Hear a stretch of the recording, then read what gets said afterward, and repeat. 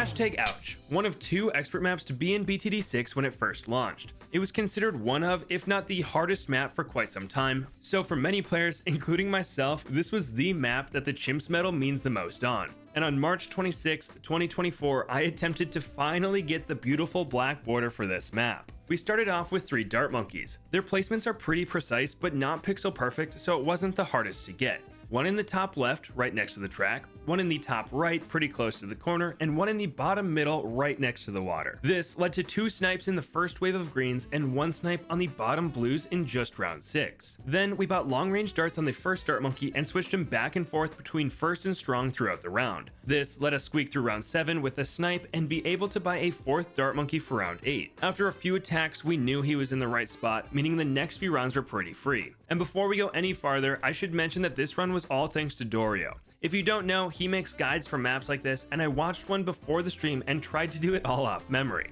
I couldn't remember much past the start, but more on that later. After round 9 ended, we had enough money for a sniper. We set him to last and waited until he dealt 62 damage before switching him to strong. This made the spacing much better for the dart monkeys to handle anything the sniper couldn't keep up with, and we popped the last 2 reds right behind my face cam. Round 11 was free and gave us enough money for a sniper, which we also set to strong. This will be super nice for the yellows and pinks coming in the next few rounds, as we want to slow them down early and often by lowering their layers. Next, we got an engineer and a ninja in the middle left and right of the map. At this point, I was quickly forgetting the order of upgrades, but we purchased Seeking Shurikens and Ninja Discipline on the ninja before moving over to our engineer. We desperately needed more popping power, so we picked up Sentry Gun. This will give us several more attackers once the sentries are placed, and we want them up and running ASAP. Then we got 3 cheap upgrades that make a world of a difference. Sharp Shurikens on the ninja, FMJ on the sniper, and enhanced eyesight on the dart monkey. This way our damage is more balanced, and we have camo detection on the left side of the map, and our sniper can pop leads coming in the late 20s. Next, we picked up Caltrops as it adds a surprising amount of damage and reliability to runs, and saved up for some engineer upgrades. Over the next couple rounds, we made the NGA 202 so we'd have tons of sentries, and he could pin some balloons with his main attack. But now it was finally time for Geraldo. This is a pretty late placement compared to most maps, as we're getting him on round 30, but don't worry, the timing is perfect. After just 1 round, I put nails at the end of every track to prevent small leaks, and thank goodness, because this stopped us from leaking on round 31. But this let us buy sprockets, giving all the engineer sentries the ability to pin balloons as well, making our defenses against anything lower than ceramics much better. Now I'm not going to lie, I was panicking when we didn't use a camo pot on the engineer for round 33, but between the ninjas Seeking Shurikens and our 002 dart monkey, we managed to pop them all. Nothing even made it to the nails at the end of the track. In fact, we didn't even need to use a camo pot on the round 36 camo greens, as the dart and ninja took care of them too. What we did spend our money on though was 2 Heart of Thunder druids. These guys' lightnings are super useful for crowd control and will help with leads throughout the run. But that brings us to round 37, where we did have to camo pot the NG, as we have several camo whites coming at the end of the round. And while I'm surprised with how well our ninja and dart have been doing with camos, there's no way they can beat this round alone. What's nice though is with this camo pot and our recent druids, this round didn't stand a chance. I had a stack of nails in my hands at all times in case something went wrong, but we did just fine. This let us save up the $1,800 for Druid of the Storm, letting our right side druid throw tornadoes every few seconds. This will blow back any balloons getting close to leaking, and it was just in time for the 2 ceramics that end round 38. I don't know if we would have been able to pop these tanky balloons without the knockback, but with it, it was a piece of cake. We upgraded our second druid to a 300 in the middle of round 39, and we started prepping for the Moab. I put Jerry's Pickles on the NG for tons of extra damage, and then put a blade trap near the front of the track to help pop this outer layer. This let us break it down to ceramics while inside our druid's range, and his tornado pushed the ceramics all the way back to the entrance, where we were able to pop them all.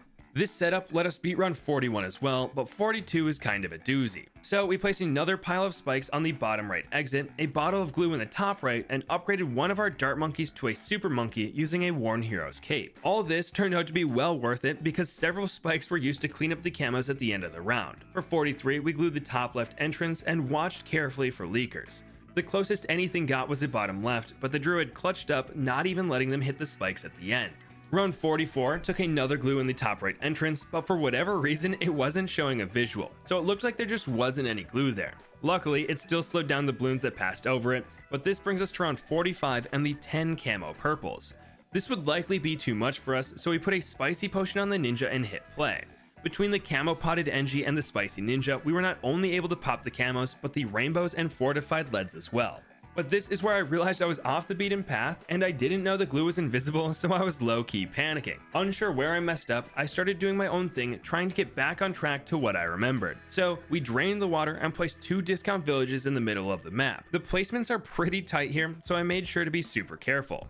But after they were down, we spent the rest of our money upgrading the top right druid to a 302 for more attack speed and range, and put down a glue in the top right once we could afford it. For round 47, we camo potted and pickled the engineer, and even with this, things got super close to leaking. I mean, we even used some of our spikes on the exit behind my face cam. But now I've definitely made it to the point that I couldn't remember what Dorio did each round. Just a rough idea of what monkeys I want to place and upgrades to buy. So the rest of the run is just educated guesses. In the middle of round 48, we upgraded our super to a 011, giving it more range, pierce, and knockback, significantly increasing our defenses. And during round 49, we picked up epic range as well, so it could easily help out with all 4 tracks.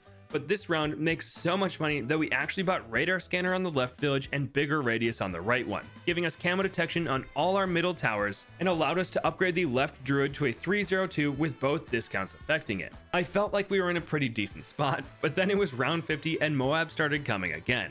Luckily, we have knockback on the super now, so moabs will be slowed down a bit, but I was still terrified. Just like round 40 though, we popped the moab in range of the druid, and the ceramics inside were blown back to the start, making the cleanup easy. While scary, the next few rounds went off without a hitch. The druid stalled any ceramics, and the super monkey, ninja, and NG popped any tough balloons. That is, until the moabs came on round 52, that definitely would have leaked, but we got the money for a robo monkey just in time to pop them.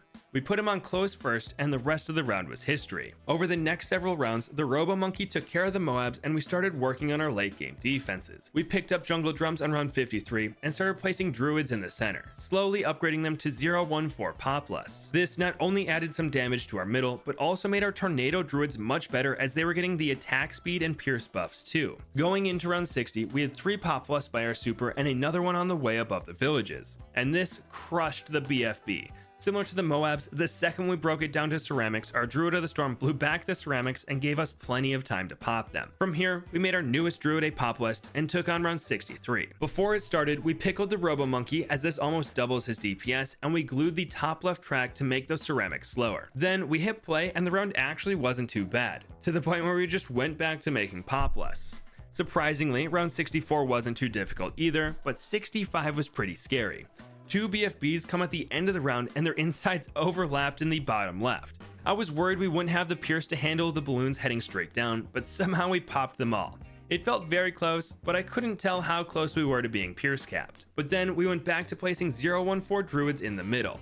We actually did this until we had 8 total, which is more than your typical druid strategy. But that's because we won't be doing the usual Avatar of Wrath or Spirit of the Forest strats. No, we'll be doing something else, but more on that later. For now, we need a glue strike to help out. In the future, this will become a glorm, but for now, we'll accept its slows and short-lasting ability.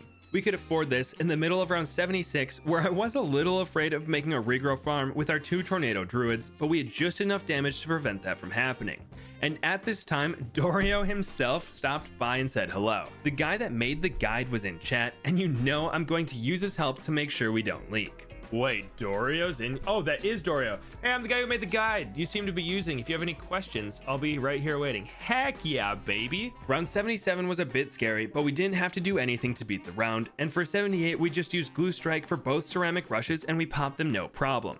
But this finally brings us to the late game strategy. We'll be placing tons of Jerry's spicy potions on the druids, and these fire spirits will be our main source of damage. You see, they inherit all the pop plus buffs from the druids they're on, so we're talking tons of attack speed and pierce. Going into round 79, I planned on only using 2 of them, but Dorio said 3 spicy potions was the way to go. Probably. So I trusted him and also bought a 013 Moab glue in the top middle. We upgraded it to a 024 mid-round, which made the BFBs a bit slower and added in some much-needed stuns once the balloons started popping. Then we got another Moab glue on round 80 and worked towards making it a 024 as well. Now it's round 82. Super ceramics and blimps are our main concern, so I finally started placing down bunnies. This isn't in Dorio's guide as he wins with about 20k left over, but I don't think I can go a game without Hopsy, Flopsy, Button, and Dave, even if they make it harder for us to stall the rounds and get our abilities off cooldown. During this save up period / waiting for more bunnies to be in stock, we used about a glue strike per round. This ability makes balloons take extra damage from every projectile, and boy do we have tons of those this run. And the second we break moabs into super ceramics, our tornado druids push them back. But that brings us to the mid to late 80s. On 85 we upgraded our glue strike to a glorm, and on 86 I put a spicy potion on a druid because Geraldo was maxed out in his stock. I knew this would only last through around 95, but I figured it'd be a nice bridge from here to the final few rounds. Plus, Jerry would likely get that fire back before we'll place them all on around 91. It was fun seeing this upgraded fire spirit float around with the weaker ones, as it's a different shade of orange and noticeably larger. And at the end of round 87, we got our 4th bunny, giving us the killer rabbit. Now, we just glue stormed every round and watched the bunny go crazy. But after beating round 88, 3 of our fire spirits wore off, leaving us with just the one we put on recently. Jerry is back up to having 3 in stock, but I want to use all of these on round 91, as that way they last through the rest of the game. So we tried to beat rounds 89 and 90 with just this guy. To give him a little extra damage, I put Pickles on the Fire Spirit's Druid, as that massively increases its DPS and hit play. The start of 89 was scary as the moabs were getting far, but once we activated the Glue Storm, we destroyed the round. And it took us long enough to pop everything that we got his ability back off cooldown for round 90. With this, we smoked the 3 DDTs even with just a single Fire Spirit. But this lined up perfectly. We bought 3 spirits for round 91, and Jerry was 1 round away from hitting level 20 and getting that restock. During the round, I put Pickles on as many druids as I could, as we'll want as many of them buffed by these as possible. Then, once the round was over and Geraldo leveled up, we buffed the druids with fire potions and sharpening stones. I wanted to use all the Pickles as well, but they only last 5 rounds instead of 10, so we planned on waiting until round 96 to spam these. But now we're kind of set. I put 2 camo pots on the middle druids to give them more range and damage to camouflage balloons, and we started saving money. I wasn't sure what all I'd spend it on, but I wanted tons of flexibility for the final few rounds. But something I never skimped on was whenever a spicy potion came in stock, I bought it instantly and threw it on a druid with a ton of popless buffs. But that brings us to round 95, one of the scariest rounds in the game. The start was super easy as purples and leads are pretty easy for us, but the second we saw a DDT, I had to use the Glorm's ability. This makes our druids able to damage them as well, and with this we were able to pop them all right before the ability ended. But just like that, we're in the home stretch. I accidentally started round 96 right away, so we moved on without buying anything before the round, but even with this, we popped everything just fine. Then, before we started round 97, I put a creepy idol in the bottom left and top right. I had no idea if these were needed, but I'm not going to turn down the knockback this late in the game.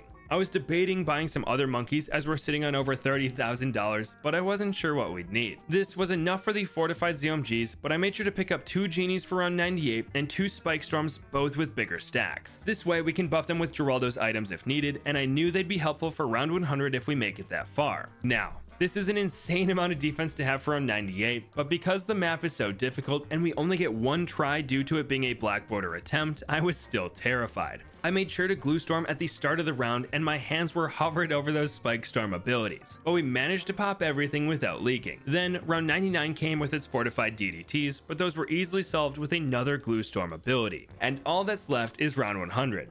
I put down 3 glues on the far left track, used all of my blade traps, spiked mines, turrets, and even a worn hero's cape, and eventually hit play. The second the bad came on screen, I used both spike storms, then bought both rejuvenation potions, spamming our abilities in the process. And this gave us more than enough damage to pop the bad and beat #ouch on chimps. But that is how I finally got my black border, all thanks to Dorio and chat. But if you want to see me beat a much harder map, click this video right here.